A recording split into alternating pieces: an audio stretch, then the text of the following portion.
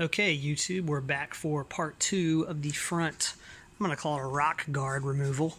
I discovered that everything I told you in the first video was correct, except for the fact that disconnecting this actually becomes difficult if you disconnect it up here, as I was trying to do, because this bracket actually goes up into here and it looks like is only accessible from the hood being open down onto the metal wheel well going in there. So there's actually no bolt head or nut on the inside here.